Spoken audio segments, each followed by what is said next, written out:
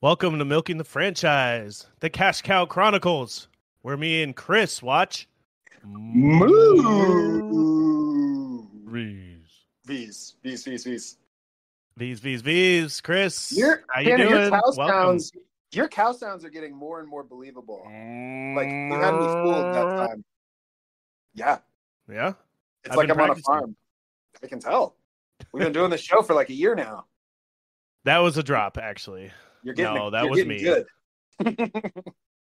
Yeah, this is the podcast where me, Tanner, and you, Chris, watch me, Chris. Are we doing it again? Watch every movie in a franchise, and we talk about all the IP surrounding it and how it gets milked to death. And yeah, that's the show. Did I miss anything? No, that's a great encapsulation. If this is your first time listening, we will spend most of the show talking about the movie Honey, I Blew Up the Kid. And we're also going to spend a little bit of time here at the top kind of going over a little survey. One of the things that we like to do on the show is ask you guys some questions and give you guys some prompts to kind of play along.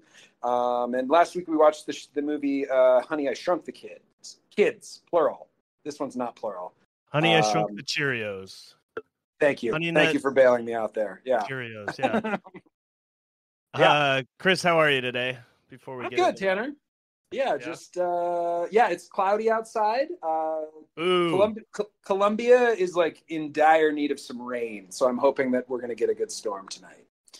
Is there a drought there? Yeah, it's really bad in Bogota. It's not as bad here, but I just heard there's a drought in Washington as well. Oh, really? Yeah, I think because I was going to have you mail me a bunch of water. Well, actually, it said in the Seattle area we're okay. So okay. It's just the east and everywhere else, but the sound. Yeah, so I can do that. Okay, great. Yeah, I'll send you my address. So. Okay, cool. Just a bunch of little like 12 milliliter bottles. It's gonna be a giant like tarp under a helicopter. Perfect. So get ready to capture it somehow. Yeah, like Chris mentioned, we start the show off with a little recap of last week. Excuse me, which is the Honey, I Shrunk the Kids episode. Do you want to get into that? Yeah, let's do it. Yeah, each episode we put out one of these little surveys. So check the show notes on this episode for a little survey that goes along with this movie.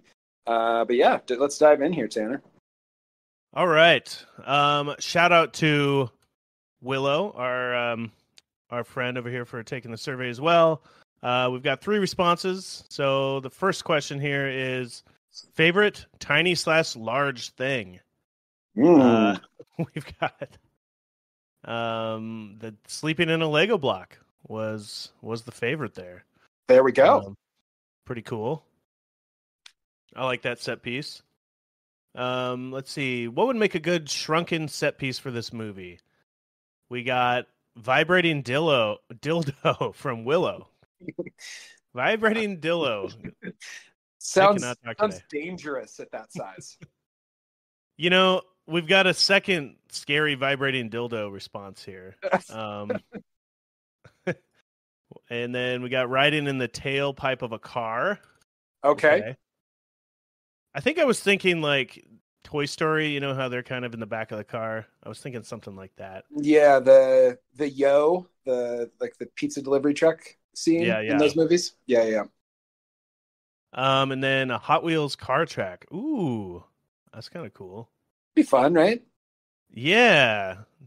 Ooh, I can see that.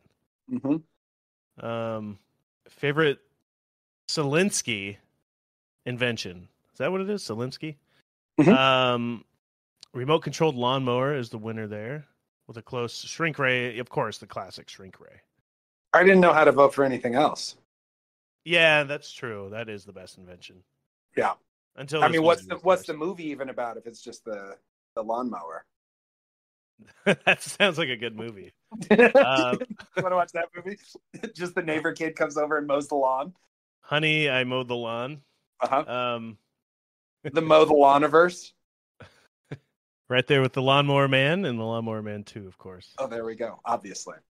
All right. Then we asked you to create your own Selinsky invention. We've got a hunky robot mop for Amy to dance with. Good. Yep. The shoe sock, a shoe and a sock combined with a magnifying glass, of course. I like that one. Yeah, everything that he created in this movie was just like a hat with a magnifying glass or Right. binoculars Like attached or something. to it. Yeah. He need a lot of magnification needed. And then we got coal-powered toilet paper applicator. It wipes your butt for you. It runs on wipes coal. it for you. Oof. It's called a bidet. Yeah, but this one's coal powered. Clean coal. Clean coal. Ooh, I like that. Do you have the next question here. Do you have any seemingly innocuous kids movies that haunted you as a child? I talked a lot about my fears of this movie, how it, the weird, like, large bee and the writing on the bee just, like, really freaked me out. In, like, a creepy way. I wouldn't say I had, like, crazy nightmares or anything, but let's see. Not a movie, but Ronald McDonald and the Hamburglar made me want to call an airstrike on McDonald Land. Yeah, they're kind of creepy in hindsight. Oh, especially Ronald. And then this was mine. I said this one, but then All Dogs Go to Heaven. I mean, just a whole movie surrounding dogs dying. It was for children. A movie about that for children. Yeah. Yeah. And Chitty Chitty Bang Bang. All right. I brought I'll this buy up. Yeah, the one I brought up last week was Babes in Toyland. There's like a really creepy witch scene. But this one actually came up. One of my friends brought this up, and there's like a man with long hair and a net that catches children in Chitty Chitty Bang Bang. And she mentioned today that like terrified her. So I felt like I would throw that in the chat there. That's great. In the survey. Yeah. Wait, it was somebody with long hair? It was like an old man with a net, and it would catch children. Yeah, and apparently that was like very traumatizing. And she brought it up not in connection with our show or with this thing at all. Yeah, she was just talking about that. So I was like, oh, I'll steal that and put it in there as my own. I really like this question, and I'd like to hear, like, I could do a whole episode of hearing just random people's versions of this, of how they interpreted something that we all watched as a child. Yeah. Yeah. Then we asked you to rate Honey, I Shrunk the Kids. About a 4.5 out of 5 on average. So yeah, pretty good. Love it. On a scale of I like this a little bit, and then I like this a huge amount. Size puns. Size matters. Right. Yeah, that's the survey for Honey. Speaking of size matters, Chris, hold on. Let me plug. If you guys like the surveys, the huge feature of our show, please look in the show notes for this episode and take it for Honey, I Blew Up the Kid, which we're going to talk about now. Speaking of, I'll let you refinish. Speaking of size matters. The kids are fucking huge in this movie. Or the one kid is. Just one. Just one. The cutest one. Another monster movie like kids movie here. Just like a classic 60s monster movie here. Yeah, you can see that inspiration all over this thing. Yeah. This I mentioned last week was one of my favorite movies as a child. We'll find out if I still think it holds up. Came out in 1992. Honey, I Blew Up the Kid. It's the sequel to Honey, I Shrunk the Kids, of course. Directed by Randall Kleiser, who directed Grease.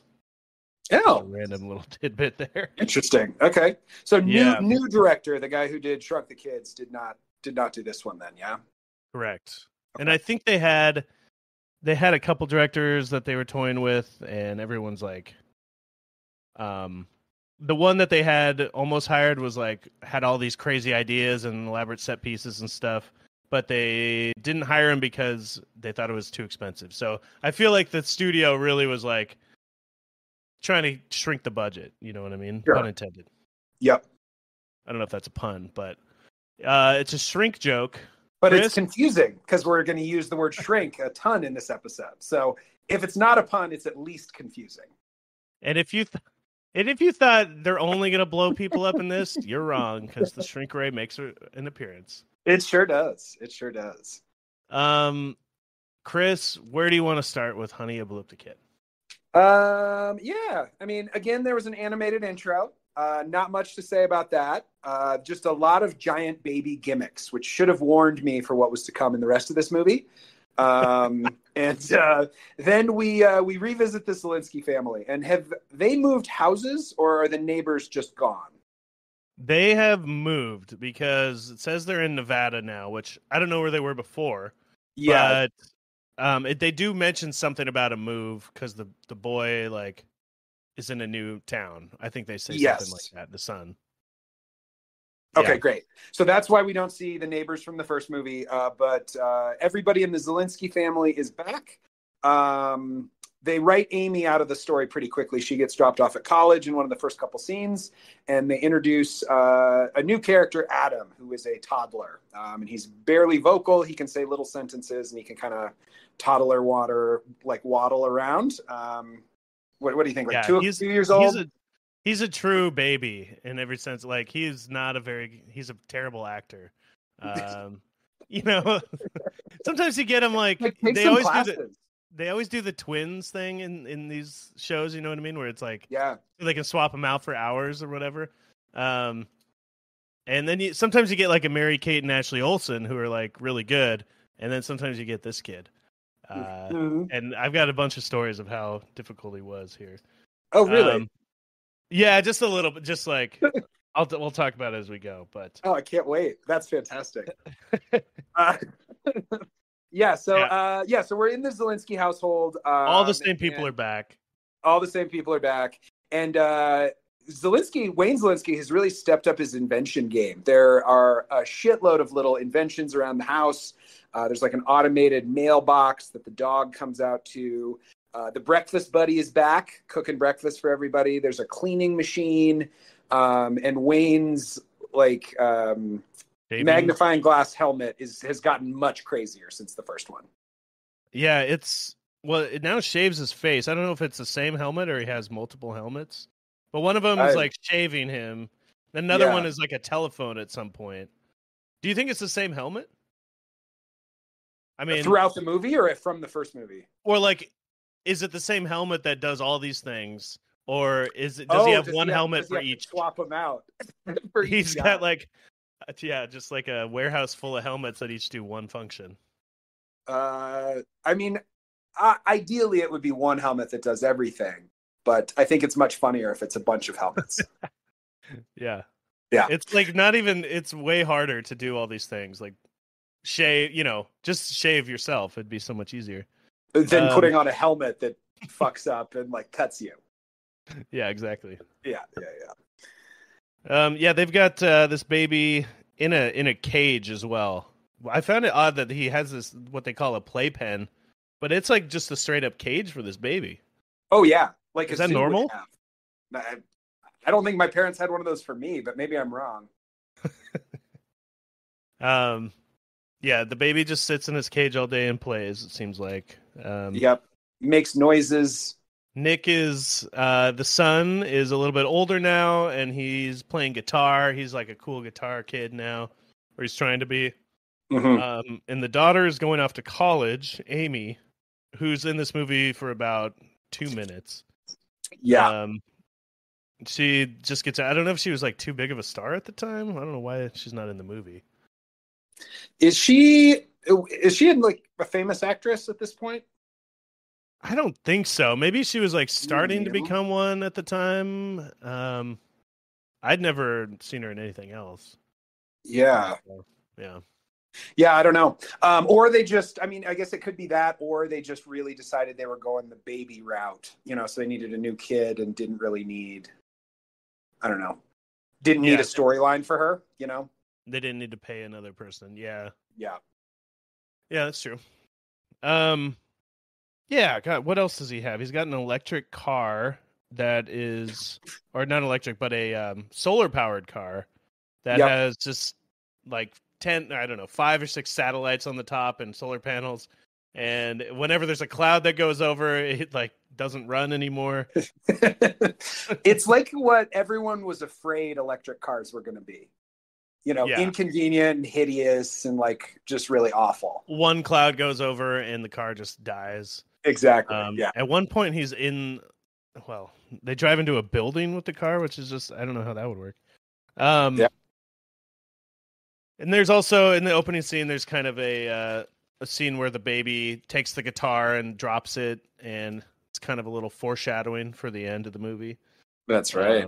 This baby likes guitars. Don't give it away, Tanner. No spoilers yet. We'll get to them. Sorry. What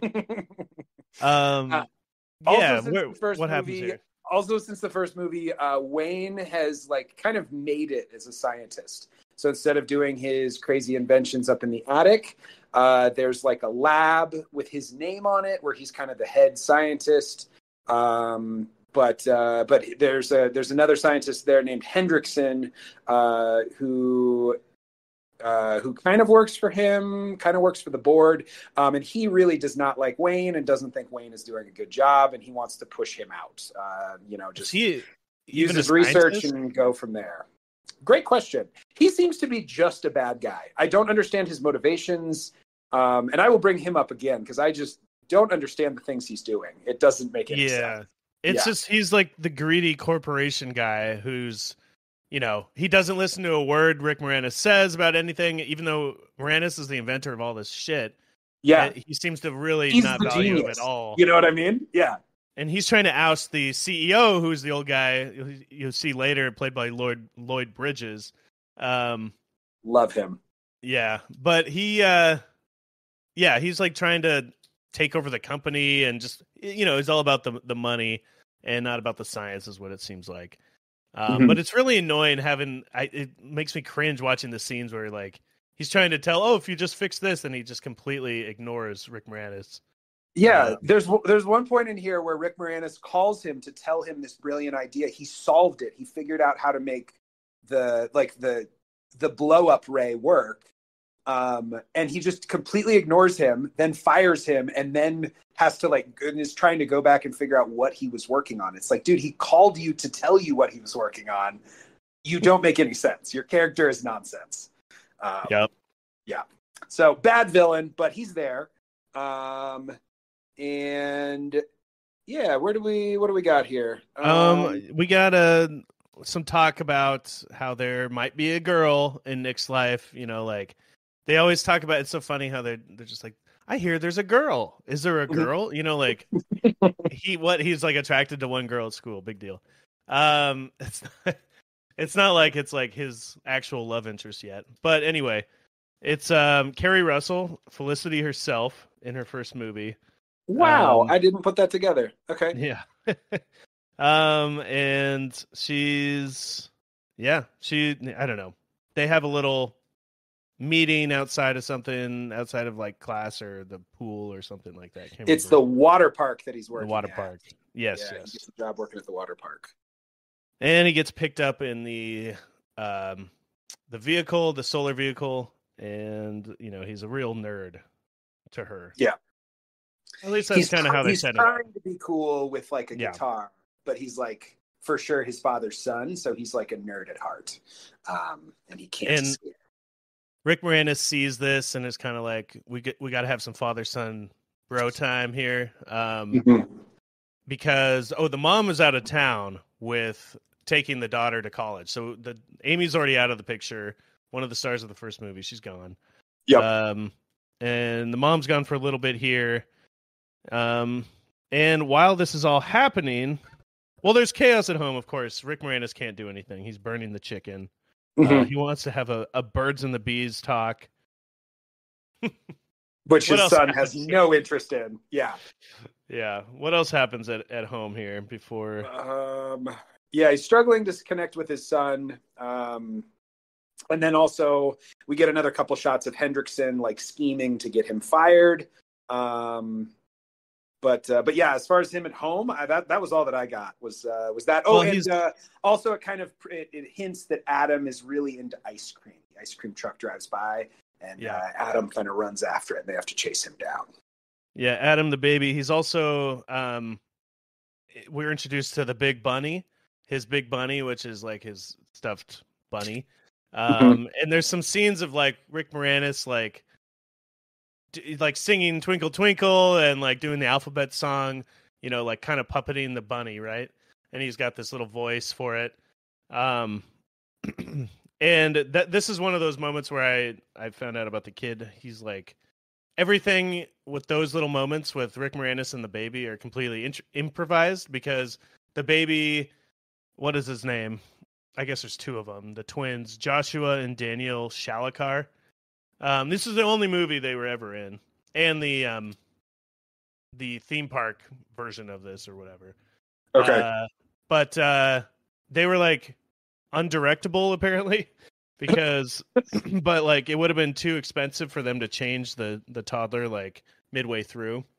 Yeah. So they just kind of went with it and worked with it, and they changed the script to go along with like whatever the kid said. So like they would just kind of improvise with the kid and like shoot like all day, like shoot this kid doing also whatever he wanted to do, and like hope that it made sense for the movie and try to like fill it in. So yeah, he wasn't like able to like follow directions or say or like cry on command or laugh on command or do anything like that. So they just kind of like shot a ton of stuff and hoped that somehow they could piece it into like a movie, or they would change the script to go along with whatever the baby had just said, and then they're they'd react to that, which I just think is a huge terrible way to make a movie. Yeah. A huge reason for how this movie turned out, I'm sure. Yeah. Yeah. I won't put too much of that on those kids though. They should have just gotten an older kid. You know what I mean? An older kid, or had better tryouts or auditions or something. Yeah. Like I said, there's the Mary-Kate and Ashley Olsen who... That's what I was going to say. Just grab them. Yeah. Well, I mean, there are kids out there that can probably do this a lot better, but for whatever reason, they hired these kids and it would have cost way too much to get out of their contract, I guess. Interesting. Like $2 million or something. Yeah, and I bet all the reshoots and stuff too. You know, that kid is the center of this movie. He's like a diva actor, like working with Leonardo DiCaprio, who like he gets to like request whatever he wants for the movie, and everyone else has to follow suit. You know, but it's just a baby. You can't, you know, he's not doing it on purpose. It's just right. It's just how babies work. Yeah, that's just how babies work. Chris, tell me how babies work. Well, Tanner, since you're here, when a man loves a woman. Been meaning to have a birds and bees conversation with you. I have burnt chicken in the oven, and there's an ice cream truck driving by. So have a seat over there, young man. Will you sing the alphabet song to me? Absolutely. Yeah. You know that scene where he's trying to get him to sing "Twinkle Twinkle." The kid is just saying no, alphabet. Like they want him to just like sing "Twinkle Twinkle," but the kid isn't listening. So instead, he just sings the alphabet that's not song. Acting. That's just the kid is unwilling to sing that song. That's just them trying to get something out of it. Yeah. And then that's amazing. Leave it in the movie, I guess. Yeah. Yeah, because at the end they kind of do this thing where they sing "Twinkle Twinkle" to try to calm him down, you know. So that's supposed to be one of the things that helps him calm down, or one of the things they try. But instead, in this scene, they can't get him to actually do it. Yeah. Anyway. No wonder that kid never did anything else, but yeah. Yeah, what else here? What else happens here? Well, you mentioned the giant bunny, Tanner. I was wondering if you had a stuffed animal as a kid. Like, did you have one that was like the main one? I didn't really have like a stuffed animal. My sister had like the seal, and a cat, and they kind of like. Those are the ones I think of when you say that. I didn't really have a stuffed animal myself, though. Okay. But the cat was named Miss Kitty. And it was more for me to like, I would like, I was the little brother. So I would like, not like torture the stuffed animals, but I would like steal them and like hide them and do things like that to my sister. So. Right. It was a way to bother your sister. Yeah. Like taking the animal or like throwing it out the window or something. To be a little shit. You're like fucking Sid from Toy Story, aren't you? I mean, I wasn't like ripping up in these animals. No. It was more to torment my sister. Yeah. But what about you? Yeah, I had one named Pookie, who's a little bear. Little, yeah, I don't know. Oh, I think he's still in a box somewhere, but he's like very. I brought that thing everywhere when I was a little kid. kooky. Mm-hmm. Did he have kooky eyes, or like what made him kooky? Oh no, not kooky. Pookie. Wait, poopy? Poop. Pookie. Pookie. Pookie. Okay, Mm-hmm. Yeah. I like poopy, but Poopy. That's it. I mean, that's more fun to say. So you're not wrong. Anyway, let's jump back into this movie, shall we? At this point, the one thing that I think is funny when talking about this movie, blow up is such a bad verb. Shrunk, you know exactly what you mean, but every time I say blow up, it seems like an explosion. And it's just funny to me that we don't have a better word for the title of this movie. Honey, I expanded the kids' size. I increased in size the children. Honey, I enlarged the kid. Maybe enlarged. That might be the best we've got. I don't know. That is a bad title, though. Yeah. But anyway, the enlarging technology has been really problematic at the science place that Wayne works at. But he has like a little brainstorm, and he figures out what he needs to do to make the technology work. And he calls Hendrickson. Hendrickson just totally blows him off, though, and so Wayne decides he's going to do this himself. And so he takes the kids and he goes into the lab on a Saturday. Yeah, his thing is he said it's too much power for one to do it that fast, so you got to like slow it down, which is the exact same reasoning with the shrink ray. He had to like slow down the shrink ray because it was too much energy. Mm-hmm. Anyway, and the baseball did the science there. Yeah. Well, the baseball got in the way and like, yeah, made it like less powerful, right? Something like that. And in this one, they went a much more scientific route. Tanner, how did they slow down the laser this time, science-wise? Oh, I don't know. What did they do? They used the bottom of a Coke bottle. Oh, that's right. Okay. Yeah, just some trash from the garbage. They put it inside this expensive piece of equipment, and it fixed everything, and now it works.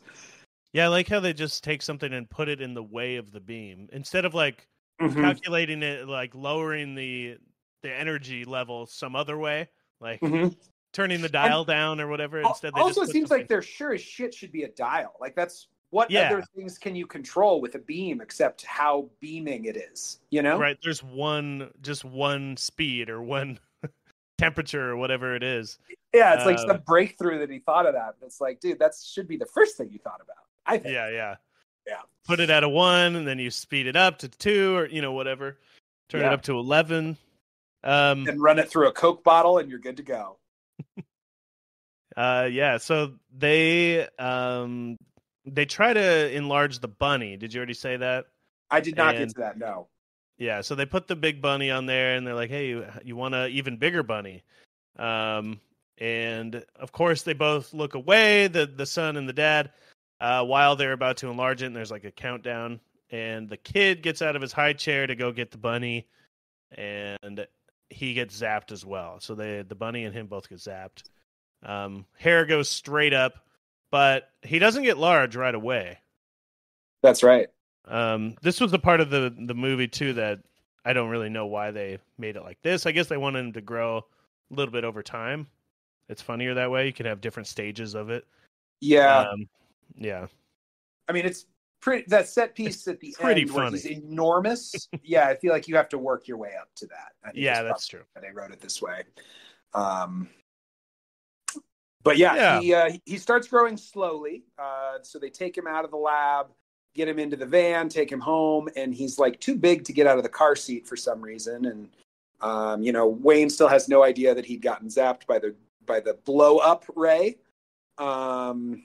And meanwhile, he's also hired Mandy, the love interest of Nick, to come over and watch Adam so that he can have some bonding time with his son. So he's kind of getting ready to go to this movie, and he's making some dinner for Adam in the microwave. And we start to see Adam growing in real time. So like he's like stealing the energy from the microwave, and that energy is like what is actually having him grow, right? Yeah. Did I explain that in a way that For some made any reason, sense? yeah, I mean, for some reason, he's infected with the ray or whatever. He's got the growing capabilities in him, and Yeah. electricity from other things makes him grow throughout the movie. And at first, I thought it was just like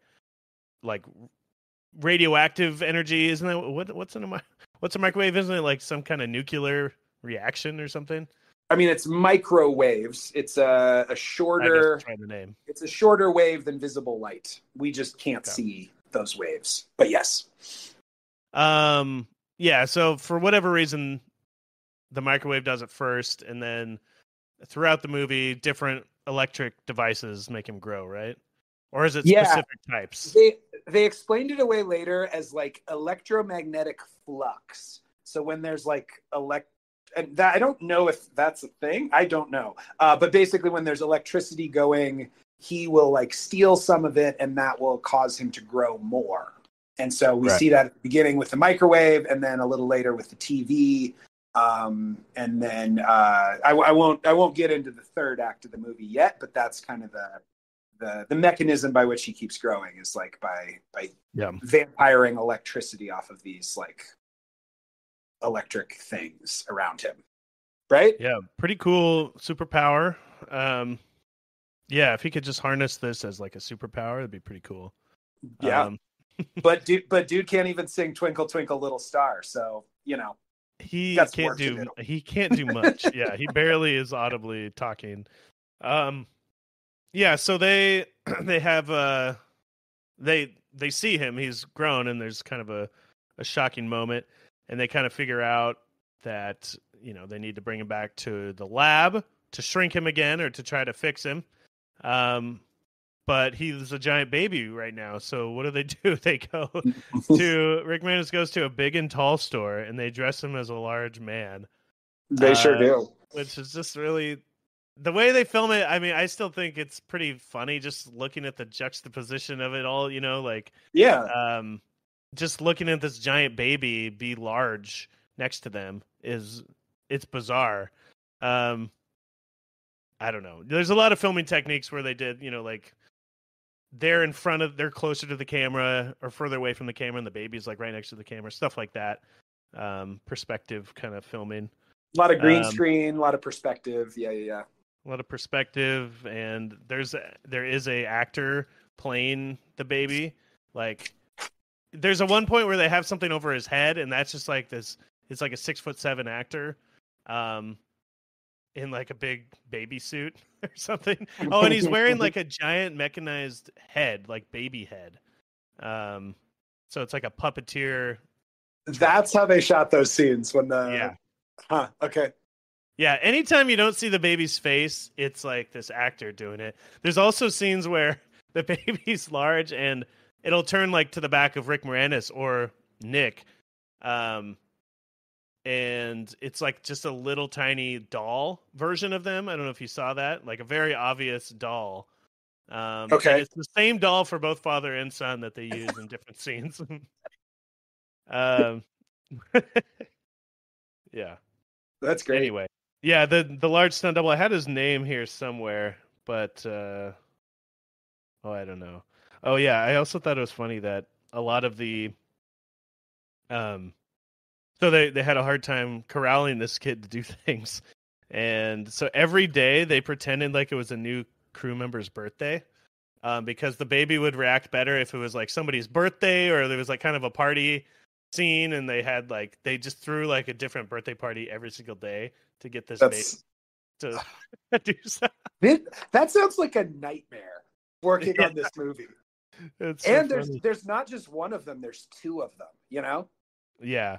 Oh, there's like one that was better at like improvising or talking, and the other one was better at following directions, so they kind of changed them in and out. Okay. Anyway, that was pretty funny. Too funny, man. Yeah, so they go to the work or the lab, and what happens there even? Let's see what did happen there. We had Hendrickson is already there, so the first time that Rick Moranis and the kids came through the lab, the security guard called the villain Hendrickson to let him know that Zelensky had been there kind of poking around. And so Hendrickson has showed up and realized that because they put the little end of the Coke bottle into the machine, it erased all of the experimental data from all of their blow-up ray. It sounds stupid every time. Doesn't it sound stupid? I mean, yeah, it makes no sense. Shrink ray is so much cooler sounding than blow up ray. Anyway, the blow up ray with the piece. Blow up ray does sound like a weapon. Yeah. Right. Yeah. Okay. Anyway, but the blow up ray with the Coke bottle in it had like erased all of their experimental data. Even though all of the experiments had been failures to this point, Hendrickson is super pissed, and he fires Rick Moranis, even though he doesn't really have the authority to. But he is like tired of the hijinks. He's tired of all this stuff. And so Wayne gets fired. Yeah, he's also like that old man, like the CEO isn't going to protect you because they're trying to oust him. The board is trying to oust him as well. Just exactly. They're not meeting the deadlines, blah, blah, blah. A bunch of annoying capitalism. Yeah. Yeah, so after that happens, they go back home, large baby in the car. The mom comes home and they tell her that he blew up the kid. He says, I blew up the baby. And she passes out and falls over and like is sitting there on the couch, like in a pass out dream state or something, talking about killing her husband. Yep. These movies I've realized is like, they play up, they have people faint for comedic effect so much. It happens in the first one a couple times, I'm pretty sure. Maybe it's just the mom. Twice in this one. And it happens twice in this one. Yeah. Yeah. Have you ever fainted before, Tanner? Great question. I had one time where I was very well. Yeah, a couple times. The first time I was like on a rope swing as a kid, and it was into the lake, and it was kind of across the lake, and we had to take like a kayak out there with it was just some kids. Yeah. Maybe like 13, 14, and I like slid down the rope and like sliced the fuck out of my hand. Hey. And like it had this big gouging, just like a big cut on my hand, and the side of it kind of made me just like, between the pain and the blood, I started to like go out and my eyes started to get like black, but I didn't actually like fall over. Yeah. And that was like the closest I ever came. Yeah. What about you? Hang on. I just fainted there for a second. I was so surprised that you turned the question around on me, Tanner. I just fainted. No, I've never fainted. It seems like just I don't know, like a convenient story device. Like it doesn't seem like a real thing to me. Well, it's like, because I've never have experienced it myself. When somebody like gets karate chopped or something and they just like pass out, or they get punched once and they pass out in movies. Yeah, it is used like that for sure. In this movie in particular, yeah. in lots of movies, I would say, yeah. I'd see that that's a common thing for a Hollywood movie or something, but it does happen. It does happen. Sorry, I just fainted again. What were you saying? Don't worry about it. I was talking shit. You son of a bitch. Okay.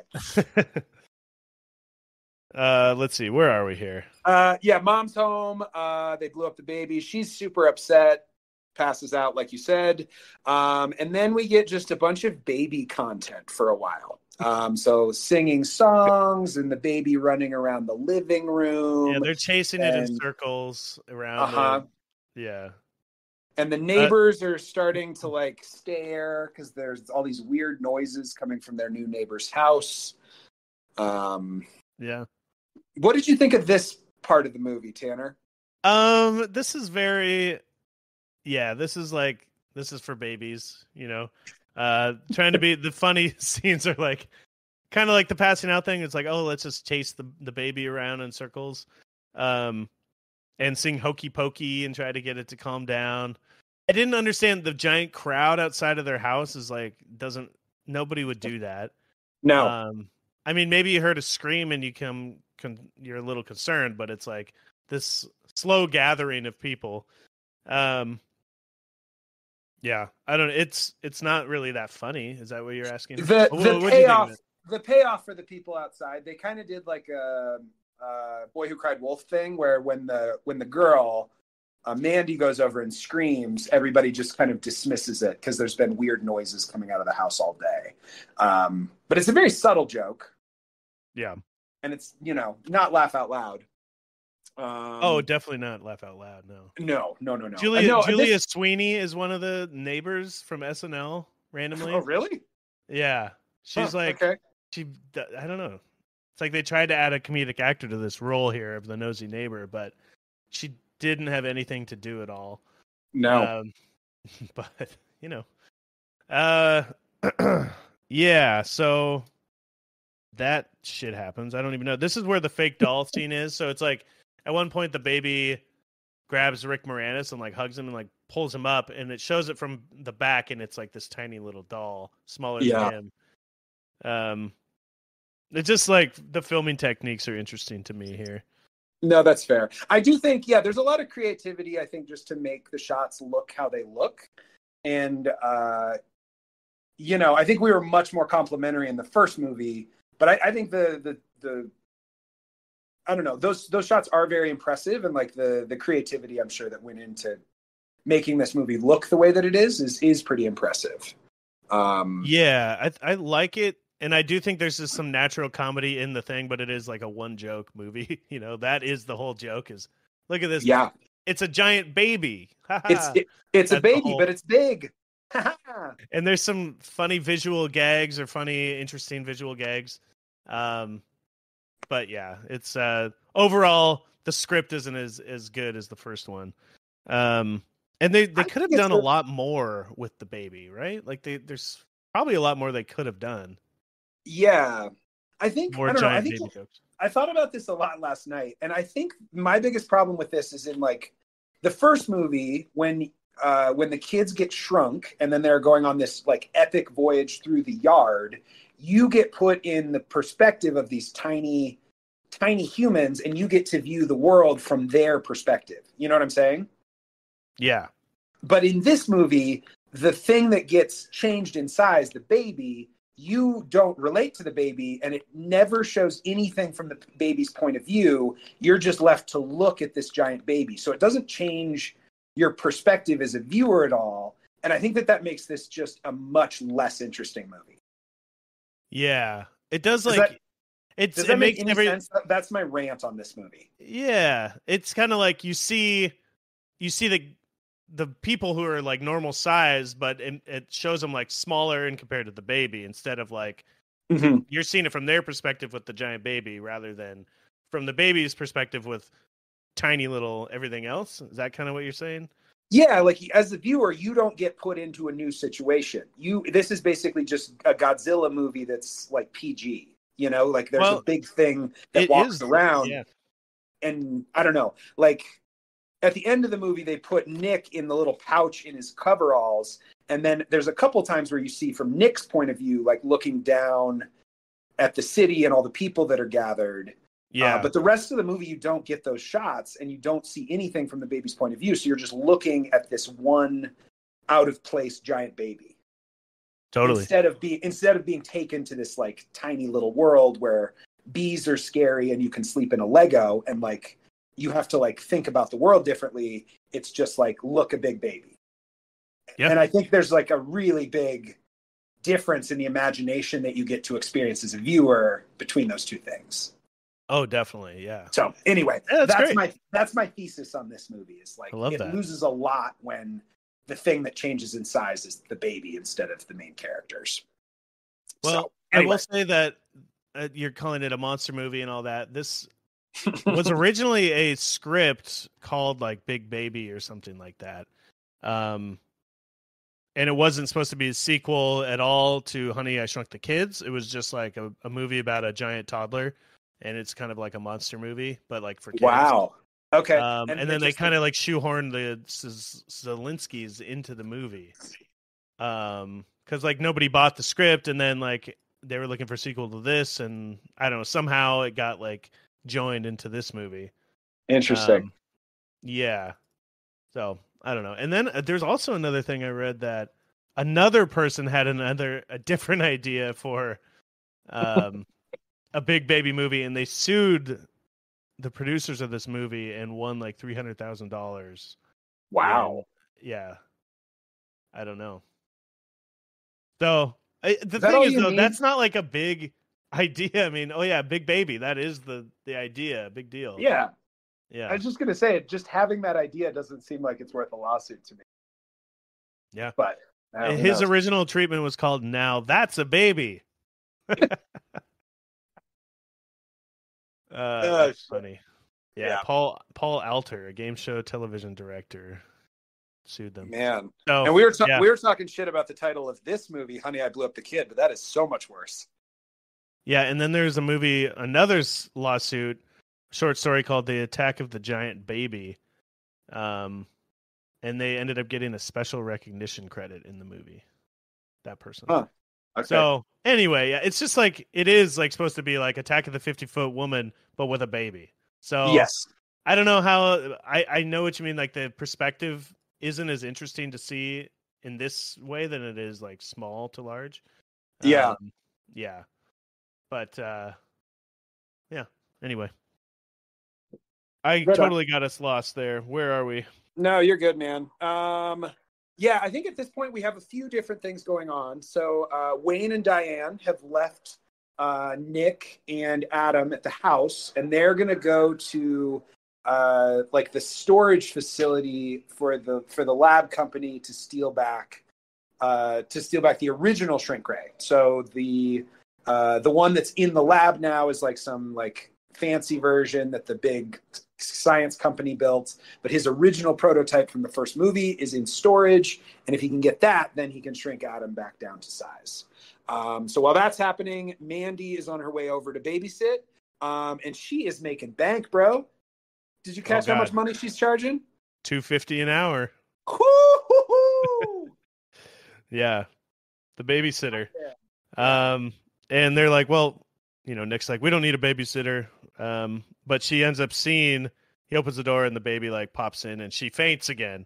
Oh, this is the second faint. There's actually a third faint as well. Oh, is there a third faint? Of course. Yeah. Yeah. Yeah, so she saw the baby and then Nick ties her up like a fucking creep and like puts a gag in her mouth and stuff. Yeah. This is the girl he was like interested in. Yeah. But he doesn't want her to like run away or scream or tell anybody because they're trying to fix it on their own. I guess is the idea to tying her up there. I was going to say also, you said they go to the facility to steal this shrink ray. It reminded me of Indiana Jones, like the giant warehouse in Indiana Jones where all the, artifacts are. Because it's like all these, there's like boxes in there. It's like the secret government stuff, like written on other boxes. I think it is kind of supposed to be reminiscent of that. I feel like they're doing a nod to it. Yeah. And it's like the government, takes over the shit because you can't just have somebody having a shrink ray out in the world, So they'll shrink their kids, or something else. Who knows? Or blow up their kids. One of the two. There's no other thing. Is there? Wait, this is the question for the survey. Is there another direction to go? Honey, I widened our child, or like. Love that question so much. They did bigger and smaller. Give us the third one. Yeah. What else can they do? Now the kids are upside down all the time. Oh no. Honey, I inverted the kids. Honey, I inside outed the kids. Now you can see all their organs on the outside of their skin. Man. Anyway, but yeah, Wayne and Diane find the box with the shrink ray. They steal it and they make a huge mess. Driving again because the way their car works with all the solar panels doesn't really make any sense, and so when they turn it into drive, it goes like way too fast. They blow through a door, but they've got the shrink ray. Yeah. Yeah, so they got the shrink ray. They're getting out of there. Back at home, the girl's tied up still. She's like screaming, and the neighbors are disregarding it now. But he gets her to calm down and kind of just like chill and help him out. And the baby is Sweating to the Oldies. Baby Adam is watching Richard Simmons dancing along, or Sweating to the Oldies, as it's called. And is that what his show was called? Well, I don't know if it's like his show was called Sweating to the Oldies, but there was like a thing, maybe it was a tape or something that you'd buy of his called Sweating to the Oldies. Sweating to the Oldies. Okay. So yeah, you'd listen to old music and dance. Yeah, and actually I realized that baby kind of looks like Richard Simmons. You know what I mean? I'll buy that. Hair. Yeah. Mm-hmm. I'll definitely buy that. And something with the electricity when he's watching TV happens. Is it the TV? It like makes him grow another size. Again, they just call it electromagnetic flux. It kind of gets hand waved away. From the TV, or was it another device? Or I think it was from the TV. Yes. Yeah. So he grows up even larger and bursts out the door, and there's a giant child-size like shape in the side of the house. Mm-hmm. He Kool-Aid manned out of the house. Yes, exactly. Mm-hmm. And the Kerry Russell says one of the few funny lines of the movie. There's no way I'm changing those diapers. It would have been really funny to have a giant baby diaper shitting moment, because it goes like all day, at least one entire day without this baby like crapping his little baby diapers. And I feel and there's a part later in the movie where Rick Moranis falls down his coveralls and out the leg at the bottom, and I was like, there's no way that diaper's clean. He just smelled the biggest baby dookie of all time. They should have had this crazy horrific scene of like of him like walking through Las Vegas and like just shit like flying and falling from the sky. Now that would have been funny. So Disney, if you want that sequel, call it Me and Tanner. Yeah. Honey, I blew up the baby diapers. Exactly. Only. Honey, I blew up the diaper. That actually makes sense. That makes sense. Honey, I blew up that's what I'm going to say when I'm like 80. I'm going to would be wearing my Depends and I'll be like, honey, I blew up my diaper. Sorry. That is fantastic. The kid is enormous. I'm going to get us back on track here, if that's okay. The kid is enormous, and he is blown out of the house, and he interrupts a magic show, a little backyard magic show, with his giant rabbit. It's like a birthday party here, and this is where the third pass out joke is. You're right. The magician lady passes out into the pool. Oh my goodness! At the side of the baby. Yeah, I wonder when they were writing this if they just had a Post-it note that says "faints" that's like circled, and that's like kind of the central thing that they kept coming back to. And then it moves to the next scene. End of scene. Fainting. Yes, that's a good way to tie up. It's perfect. And I don't think I've really mentioned it, but the rabbit is growing with the baby, so he's got Big Bunny as well. Yes. The sixth character in this movie is Big Baby. Mm-hmm. Much like Las Vegas or New York is a character in the movie. Big Bunny is also a character, without a doubt. One of the better actors in this movie. Just kidding. Just kidding. So the Adam kind of screws up this magic show and then kind of goes on like a mini rampage, like flipping over cars, but very adorably. He kind of busts open a fire hydrant, and the city, like their little neighborhood, is kind of screwed up, and now everybody knows there's a giant baby in the neighborhood because he's sitting in the middle of the street.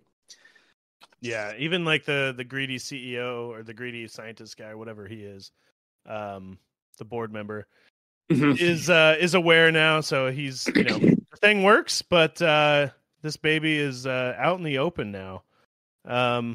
And there's a scene of them driving back with the shrink ray that I liked as well.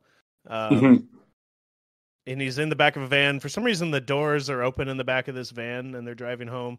And they are speeding, or they take a shortcut across the desert or something. And so some cops start following them, and they're like, oh, shit, what do? I don't want to get pulled over. We got to get there fast.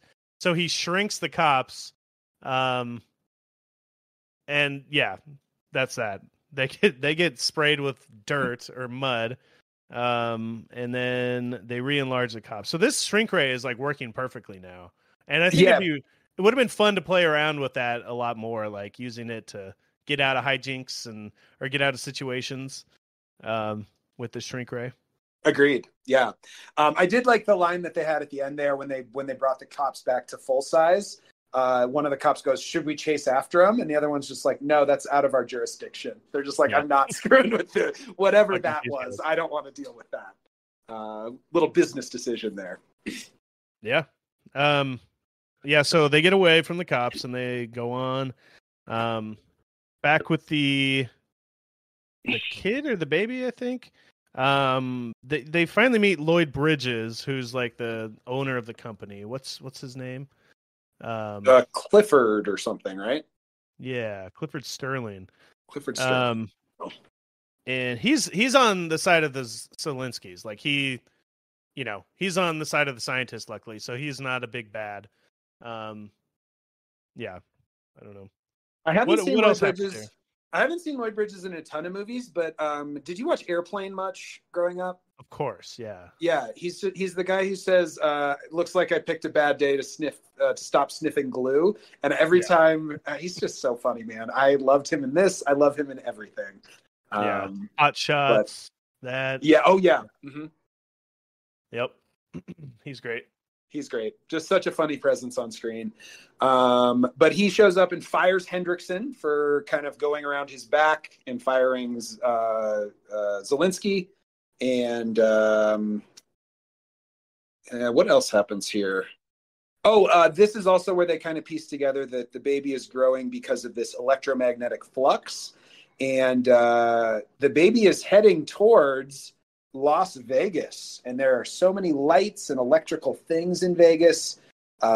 This baby is just going to get enormous. Hell yeah. Yeah, at some point, the timeline of this is all kind of shady, but he puts the kids in his little pocket. I think that happens right around here, right? Yeah. So the baby has like these overalls and with these giant pockets in the front, and he puts Nick and the babysitter in there. So they're like hanging out in this pocket for like the rest of the movie with some other stuff that happens. But what'd you think of that? The pockets, them inside of a giant pocket, Chris. Was that a cool effect for you? It was fine. They got a couple of good jokes out of it. Like there's a bunch of pieces of candy in there that they find at one point. And like I mentioned before, I actually did like they would give Nick's point of view on some of the scenes of him being like way up in the middle, like way up in the air, like looking out of this pocket.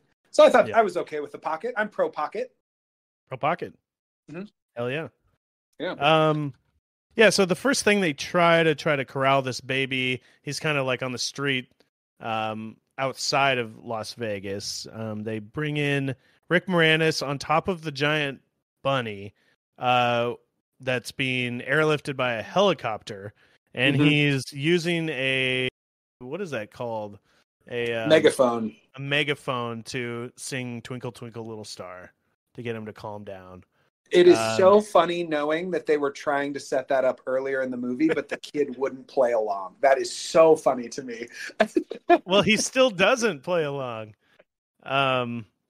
Yeah, he's still like it doesn't do anything. The Twinkle Twinkle song doesn't seem to do anything to him, does it? He gets close, but then he says the word nap. And they set that up earlier in the movie too. Like when you say nap, the kid's gonna freak out. And that's exactly what happens here. And the kid freaks out, pushes away Big Bunny, and Wayne is able to run away. But Nick and Mandy are still stuck in the pouch. Yeah, this is where he slides down in the diapers all the way down. Yep. He slides down the baby's legs. Yeah, and they, like you said, they mentioned they find some large toys and food in his pocket. So you get a couple giant candies and stuff, kind of reminiscent of the first movie. Yeah. Yeah, now he's on the Las Vegas Strip.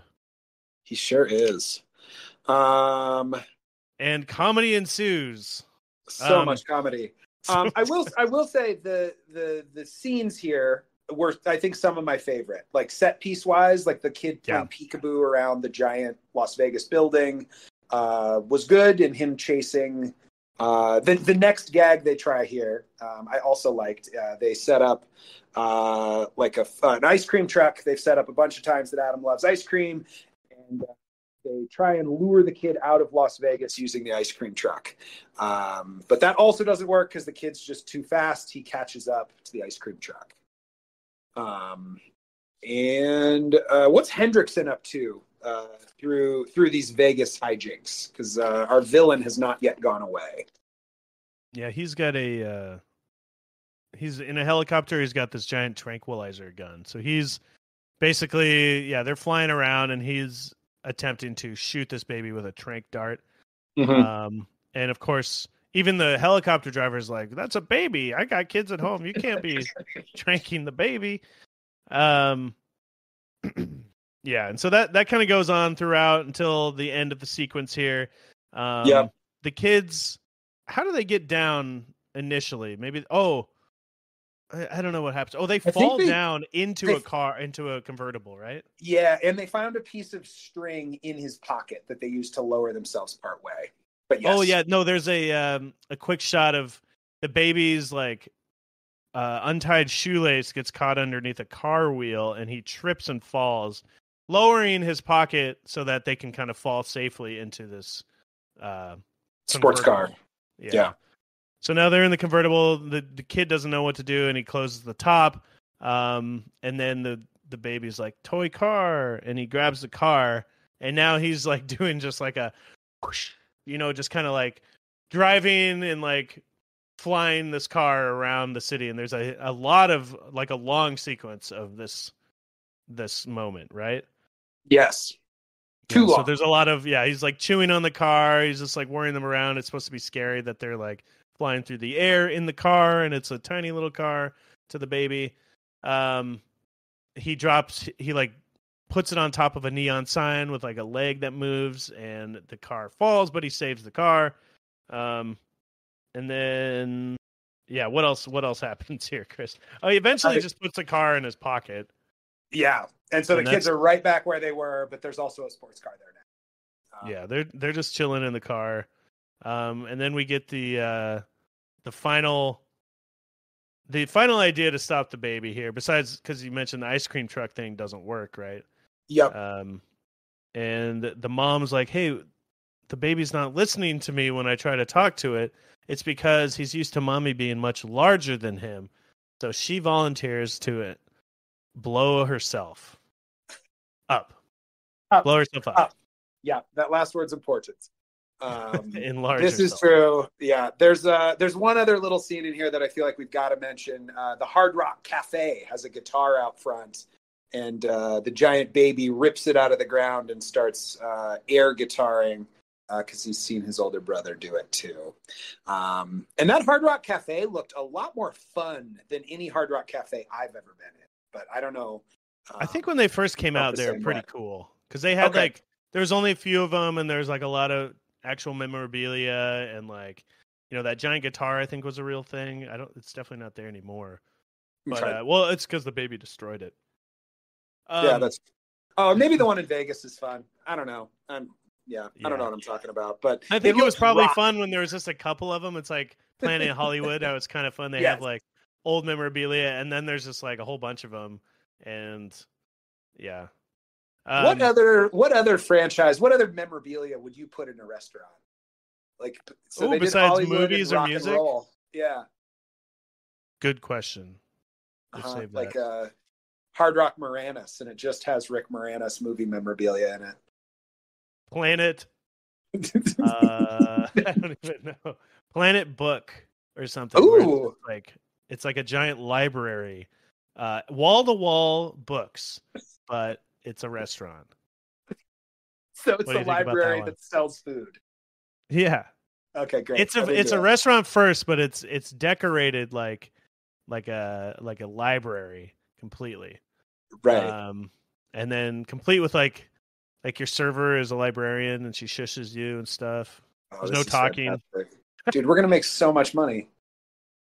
Hell yeah. Hard Rock Library. Hard Rock Library. So he's holding this guitar, and the helicopter that's trying to trank him, the driver or the pilot kind of jolts the car because he doesn't want to actually shoot the baby. Right at the last second, and the dart goes into the guitar and kind of sends a shockwave, and the baby starts crying. He drops the big guitar. The baby just sits there and cries for like the next couple minutes, and everyone in the crowd's like, "Oh!" Like now they're starting to feel for this giant baby monster. Mm-hmm. What is Hendrickson up to? So I mentioned before how much he bothers me. Yeah. And this is the other thing that bothers me. He is now fired from his job by the head of the company, Sterling, right? I don't think he is yet. I thought he got fired before that. I'm pretty sure he gets... Yeah, no. Once they both shrink down to normal size, he gets fired. Fair. He gets Okay, punched I and had my fired in timeline the wrong. same... He gets punched and fired in the same, like, moment. Okay, got you. So he's still working for the company, still trying to do that. I had my timeline wrong. Yeah, I mean, the fired too, he's like, well, it's just Lloyd Bridges saying he's going to have to find another job. That's yeah. Yep. But yeah, he's crying right at the last second. The mom shows up, huge, big mommy. Someone says, whoa, look at that mother. That's a joke. It counts. It technically counts as a joke. You can't say it doesn't count. And she just calms him down. Does anything significant happen with that moment? No, it kind of struck me that like they never even tried just shooting the kid with the shrink ray. And it seems like, and then when they finally do, like the mom consoles the baby, says, "Look at daddy," and the shrink ray, they barely have enough power to blast them, but as soon as they hit them, they shrink down almost immediately back down to normal size. Why didn't they just like shoot him at any other time? Why did they have to have him like calm to do it or something? I don't know. I mean, they have this backup shrink ray in the van right there with them. It really seems like, using the shrink ray as their third plan was they should have done that first. Well, the shrink ray was the plan, but they had all these plans to they needed to calm him down first or something, right? Yeah. I think they said in the movie he matter. needed to stay still for like 2 minutes, but then when it actually came time to shrink him, that didn't apply. Yeah. Yeah, I mean, I guess if he's just like constantly moving around, they need him to stay still. I guess that's the thing. Yeah. But here's the problem, Tanner. You and I were not specialists in blow up science. We don't get it. We're not smart enough. Oh man. I got nothing to say. You got me. Yeah. No, I got you. You're busted. Busted. Hey, we did that franchise already.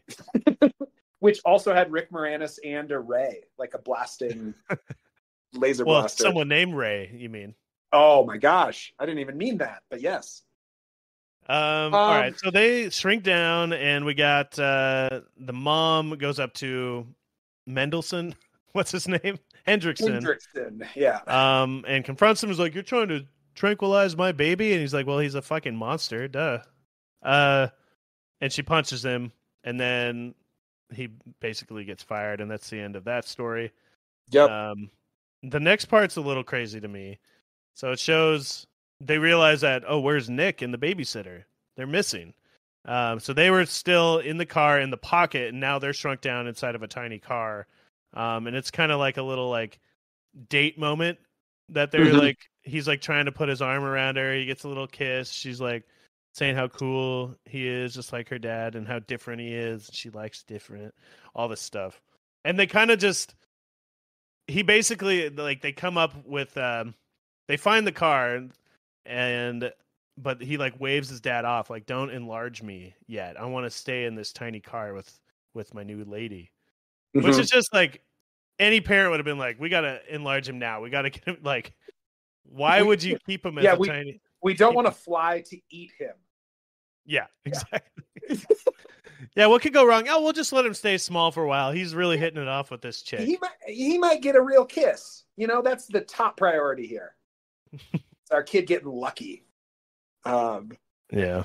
Yeah. And at this point, she even learned his name. So it's true romance, She'd called him Rick and all sorts of stuff throughout the movie. But she finally learned his name. Romance. And that's basically the end of the movie. I think they show the big bunny is still large, right? That's right. And they're like, what are we going to do with this? They don't own a shrink ray that works. Yeah, or just burn it or whatever. Get rid of it. Yes, Yeah, yeah. that's it. That's it. We just blew up that kid. How you We feeling? blew up that movie. They blew up that franchise. It sure did. Yeah. I'm feeling good. How are you feeling? Good. Yeah. Did you enjoy this film? This piece of cinema we just enjoyed. Piece of art. Mm-hmm. I talked a lot about how I loved it as a kid. Mm-hmm. And honestly, I still kind of enjoy watching it. It's obviously a worse movie than the first one. Like the script is just kind of weaker and they have less to do. There's less jokes, less great visual, like set pieces and stuff like that. Yeah. And a little less zany, maybe. It could have been a little bit more zany, kind of like they kept in. We'll talk about the TV series. They really kept like the fast manic energy of the first movie in that one. Yeah. So even with that, even the opening was a lot slower and less manic. Like the animated intro. I agree. Yeah. So, it's a little bit worse, but I still kind of enjoy it. And I think it's just nostalgia. It's very similar to Ghostbusters 2 for me. When we talked about this like a month ago, how I liked Ghostbusters 2 in my head more than the first one. And same with this movie. I thought I liked it more than the first one. But Ghostbusters 2 really pissed me off when I watched it now, because it just like wasn't funny, too much baby stuff. It just didn't hit on any of the comedic moments that I wanted it to. But this one doesn't irritate me as much. I think it's because the original Ghostbusters was so good and actually a great, hilarious movie. And the first one is just like a pretty fun movie, Yeah. First one of the Honey, I Shrunk the Kids is just like a pretty fun movie. So this one doesn't irritate me as like they fucking just blew it, pun intended. But I keep saying that. I don't know if they're puns, but I do keep using those terms. Yeah. It's hard to talk without using shrink and blow or blue or whatever, I can never stop saying blow. But yeah, so I still kind of like it on a nostalgic value. I do like the shots of the big baby. I find it very funny to hear about the child and how he's like was hard to work with because he can barely say or do anything. Like if they had a better kid that they could have directed, they probably could have done so many more funny sequences or just like funny moments. But I feel like he ruined the movie. And maybe it's just a mixture of a lot of things that ruined the movie. But yeah, the kid sucked.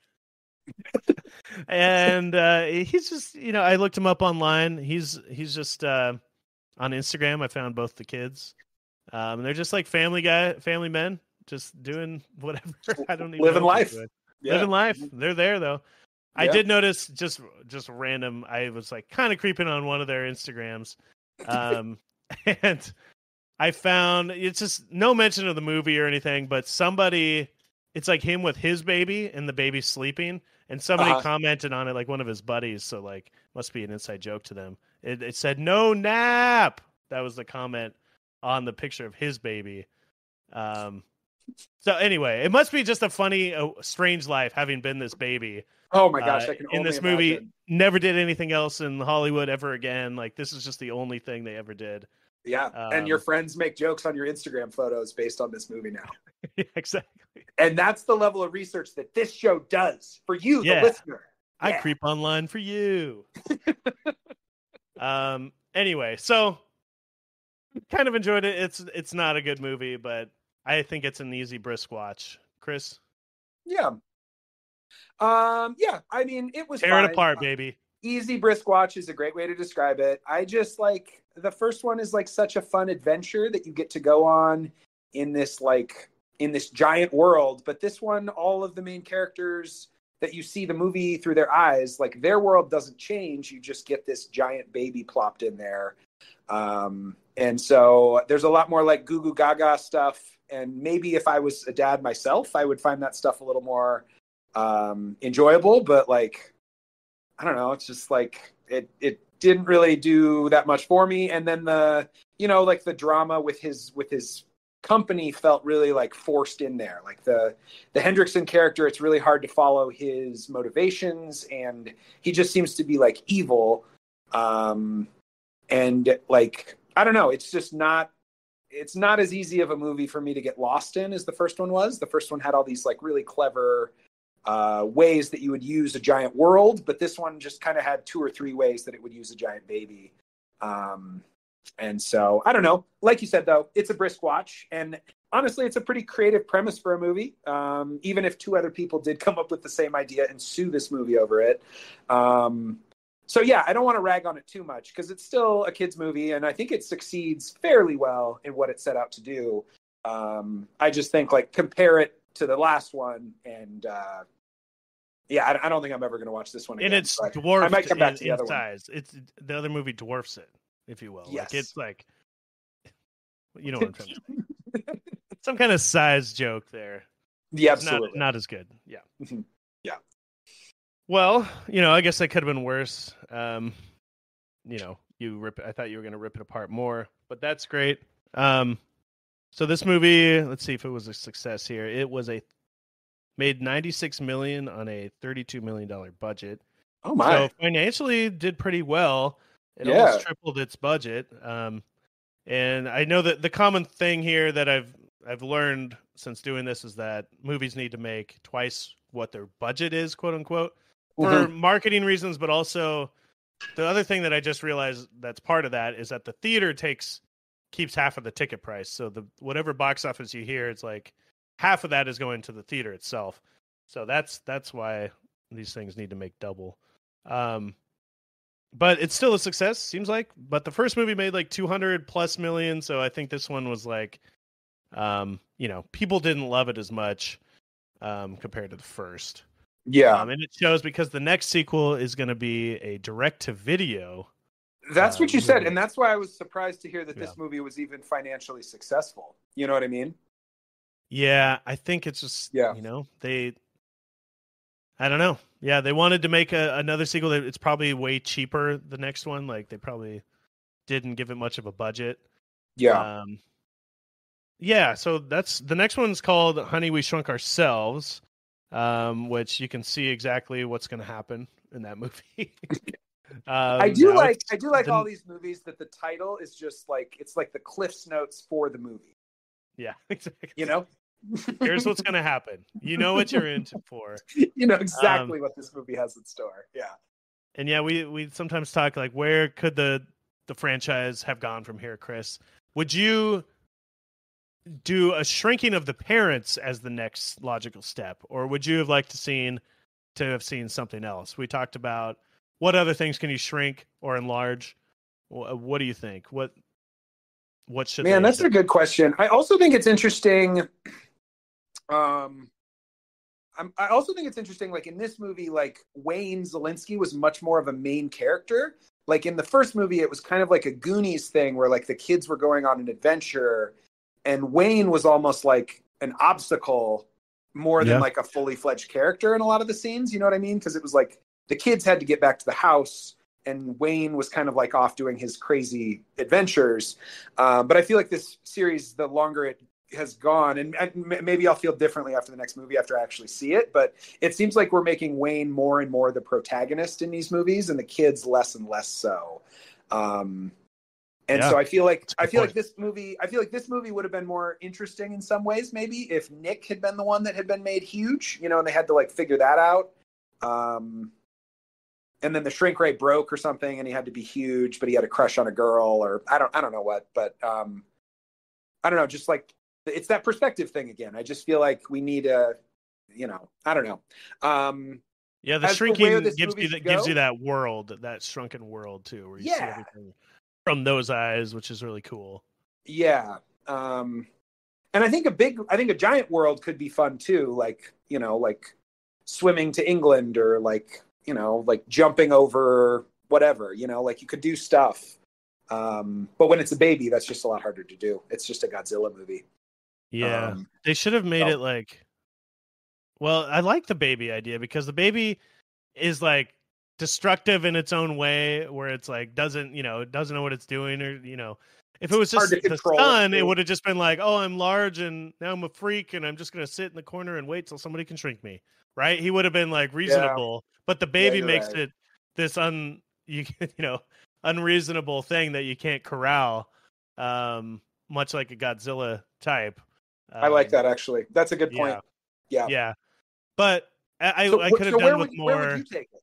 Where would you take it? Well, I like this idea. I like what they did with the sequel. It maybe didn't pan out perfectly, and the kid Yeah. ruined the movie. I'm not gonna blame this kid.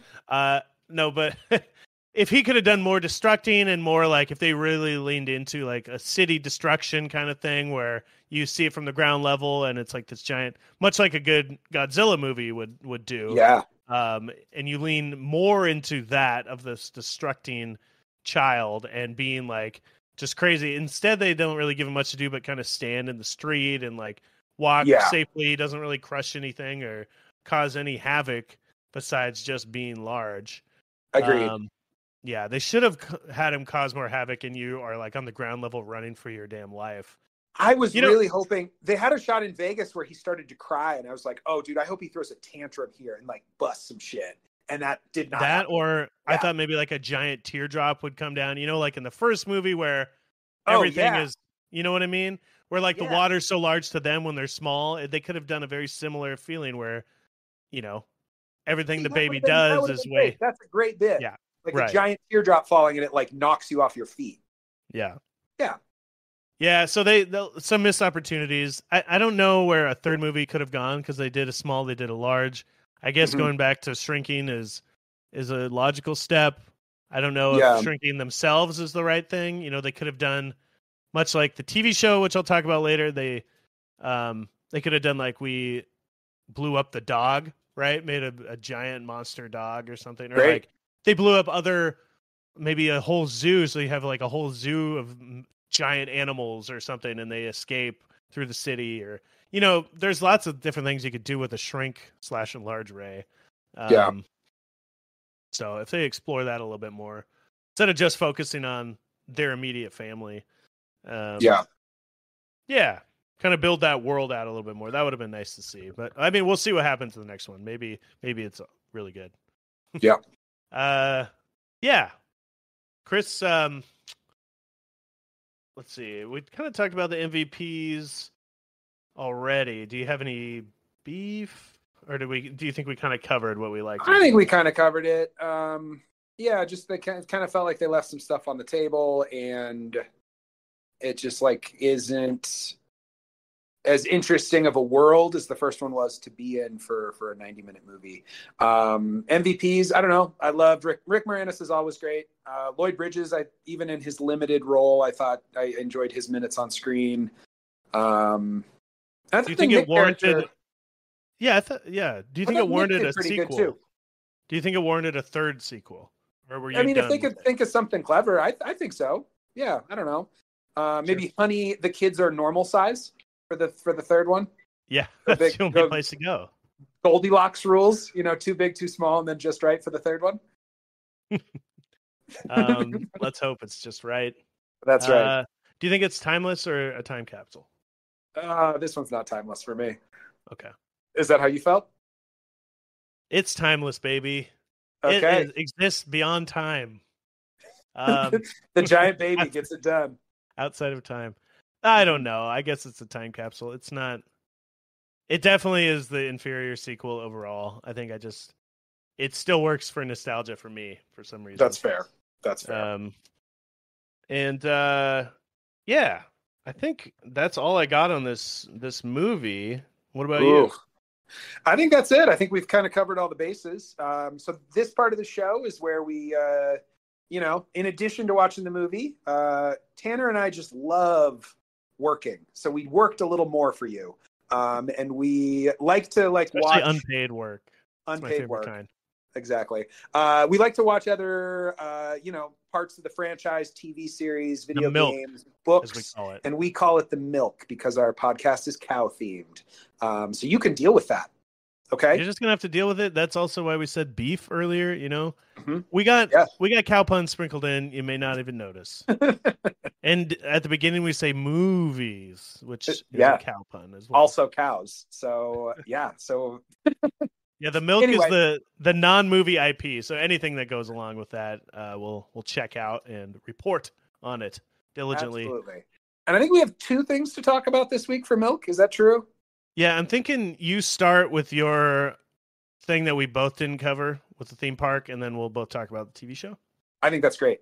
Yeah, so my connection to this series, I had actually never seen any of these movies before last week.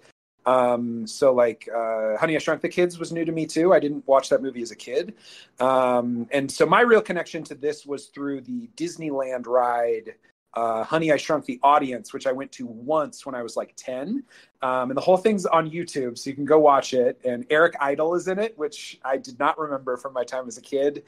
From Monty Python, and I don't know, it seemed kind of fun. Did you rewatch it this week, Tanner? I kind of skipped through it before last week's episode. Okay.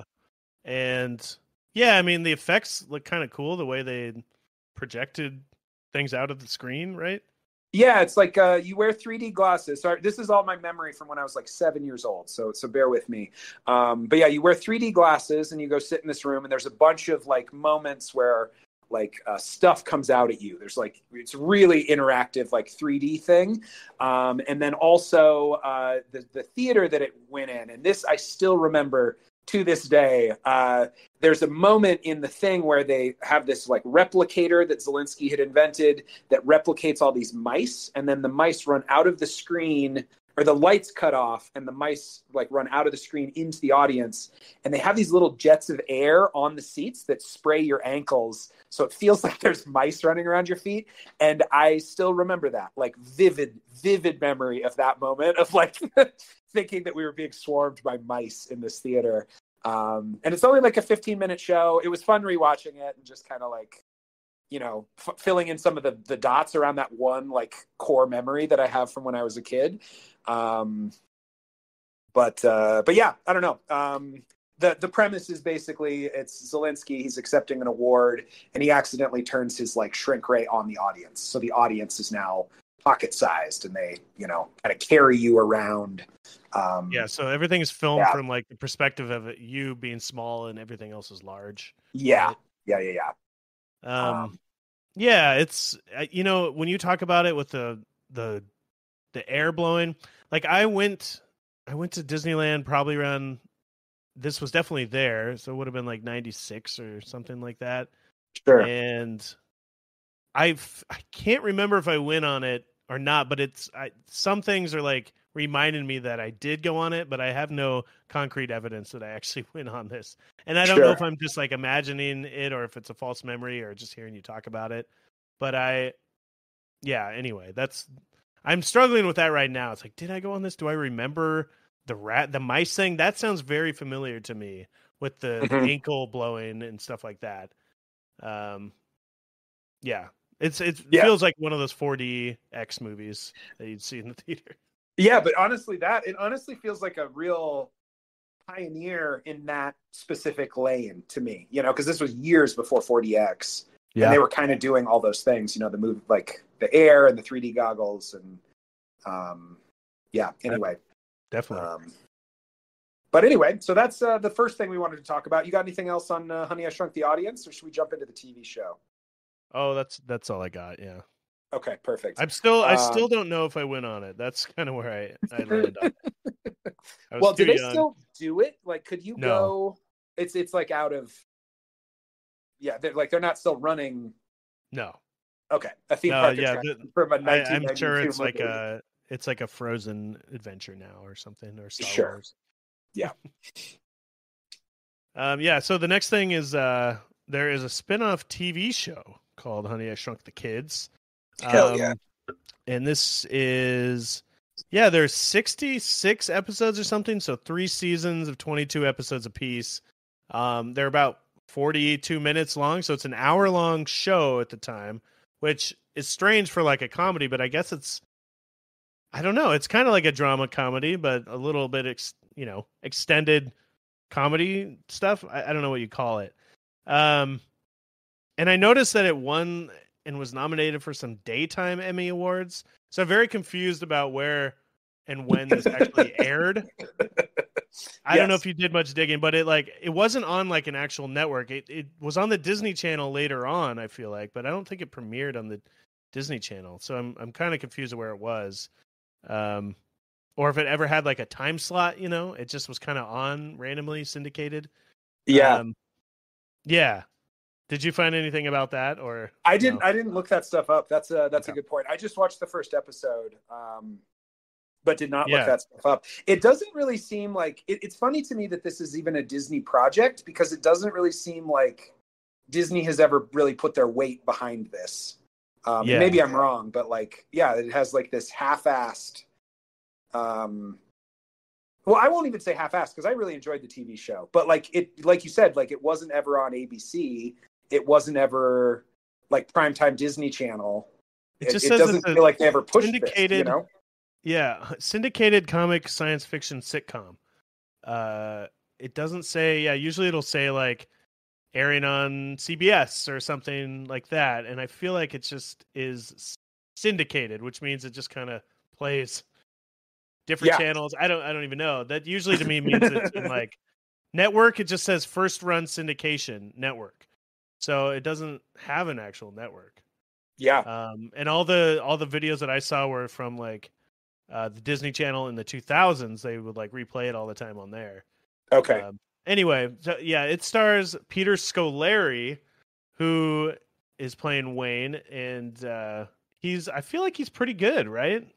I thought he was great. Yeah. Yeah. Is he in anything else? Do I know Peter Scolari? Looks like Bosom Buddies and Newhart, one of the Bob Newhart shows, and he was on Bosom Buddies with Tom Hanks. Do you know what that one is? I don't know that movie. No. Bosom Buddies? Oh, it's a TV show. Tom Hanks is like first thing, and they dress up as like women or something. The misadventures of two single men struggling in their industry while disguising themselves as women in order to live in a one apartment that they could afford. So it's like it's like a trans show. It's like that dumb basketball movie they just made. Yeah, I mean, I don't think it's quite that. That's like probably okay. This is more like that's like a right wing. That's like a right wing movie, but this is more like yeah, it's just quirky humor. It says. I guess the thing is that two single men aren't allowed to live together in the 80s, and so they have to like one of them has to dress like a woman, so it looks like you're living with another woman, so they can have cheap rent. Okay. So that's anyway. That was Bosom Buddies, which Bosom I had heard about. And so, this one says network ABC. But yeah, he was in that, and then the Newhart show, and it's in a lot of movies. But in this show though, he was great. This show like felt more like Home Improvement to me. Like it was like all about the family, and like that dynamic was kind of the center. And then there was this crazy. I mean, do you want to talk about the pilot and what happened in that thing? Yeah. So it's a multicam or whatever, which is like a term for there's no live audience. So it's not like one of those kind of sitcoms, which is nice. And just a lot of hijinks. The first episode, the pilot is called Honey, We're Swallowed by Grandpa or something. Yeah. Is that what it is? I think that's what it is. Honey, We've Been Swallowed by Grandpa. Yeah, that's the pilot title. So in addition to them like moving to a new town, like meeting the HOA, like moving into their new house, we also get exactly what the title describes. This is also like the movies where it's the Cliff's Notes in the title. Yeah. Honey, We Get Swallowed by Grandpa.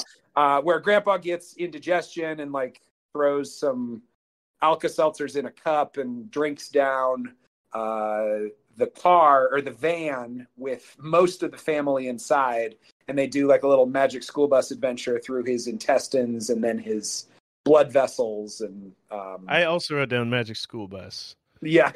It's really cheesy effects, but they really keep kind of the madcap nature, and it goes from like one crazy set piece to another. Again, it's like really cheap looking, but they're like flying through his arteries and his colon or whatever the hell it is, his stomach. And the actors are selling it. They're really selling it. Yeah. They're into it, and it's a fun watch. It's really, really enjoyable. If you like silly comedy like that, yeah. I kind of loved it, yeah. And they're very just easy, breezy to watch. I noticed, like, first one I was kind of like, I don't know, and then it kind of won me over. But yeah. The grandpa ends up swallowing them, and then Nick is like not swallowed. He was pretending to be sick, so he didn't have to go fishing with his grandpa. Is that what it was? Yeah, and then. How do they get out of there? I don't even remember. They make it up to his nose, and they get him to sneeze. Oh, right. Okay. But I can't quite remember how. I didn't take notes on this episode, but yeah, I don't know. It was a fun watch. It's real light. It's real madcap, and the 3D effects on the intro where they're running from a dinosaur are hilarious. And yeah, I mean, it's not a masterpiece, but it's I don't know. It was much better than I was expecting. It starts, they move into a new neighborhood. That's kind of the setup for the series. Not much of one really, but they shrink all their furniture to make moving day much easier. That's kind of how the start of it goes, and then shrink. It's a good little bit, you know. Yeah, and the shrink ray has a timer, so I set it for 3 hours, thinking we'll get there in time, and the furniture will re-enlarge by the time we get there. But then they get stuck in traffic on the way, and then eventually they're like racing to get to their new house. They get there, everyone greets them outside of their house, like their neighbors and stuff, because that's what people did back in the day, I guess. When people wanted to talk to their neighbors. Yeah, you know? Exactly. Yeah. So they have to rush inside, blow past everybody with all the furniture, tiny little furniture pieces. They're like setting up the house. They're like, I got the couch, I got my bed, I got my bedroom up here, and they're kind of doing it before the furniture would enlarge to break. You know, if it did it inside the car, obviously they'd all be dead. But yeah, fun stuff like that. They're really playing with these premises here, and like every single episode, though, it's not always shrinking or enlarging. It doesn't seem, although the two that I watched are. But there's all sorts of stuff here. There's leprechauns. There's body switching. There's I don't even know. Chris, do you have anything else to say about that first episode? Not too much else. I'm excited to watch a couple more episodes before next week because there's not too much milk with this franchise, right? This is not Ghostbusters, so I'm planning on watching one or two more of these before next week. Yeah, it's I enjoy it. Yeah, so I'll just spoil the next episode too while I'm thinking of it. The next one is called. It's the season 2 premiere. It's called Honey, It's Quarkzilla.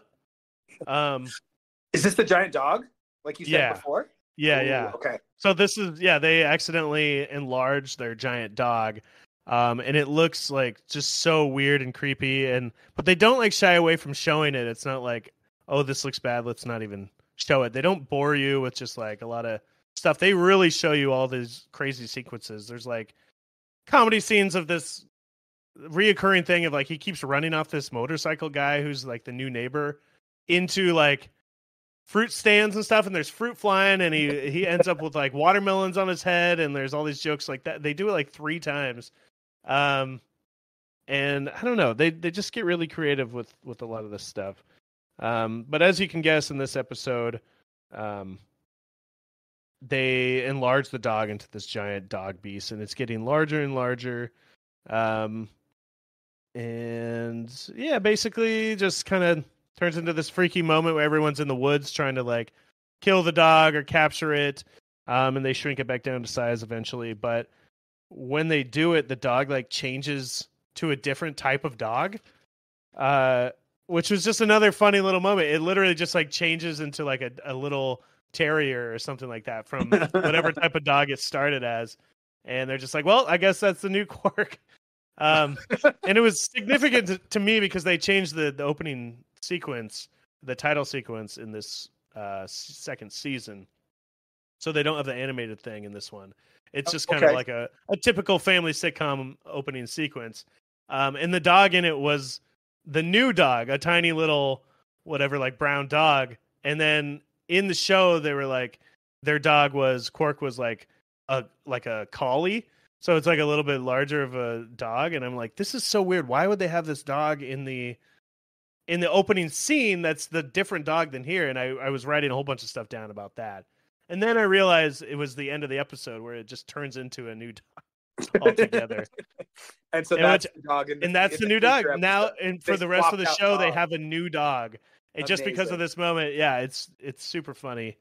And like the dog, somehow, like they were just neglecting it, and like nobody was feeding it, and that's why it got into the enlarged ray or something. Anyway, man, hats off to this franchise for taking big swings. These are big story swings. You know what I mean? These are big ideas. There's a moment where, because there's so many like new inventions and stuff like that, and he's working at a lab as well, still like a corporate lab, and there's one guy there that's trying to get more money and funding for the Selinsky company or whatever.